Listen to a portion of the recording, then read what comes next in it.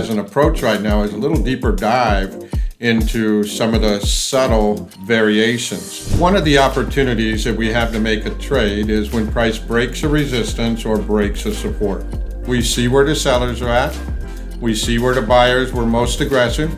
Beware of the higher highs within a sell territory or lower lows within a buy territory, and can whipsaw a trader out of a trade really quickly. We would then say, oh wow, that made that lower low, that means that one's just a pop out, often fails.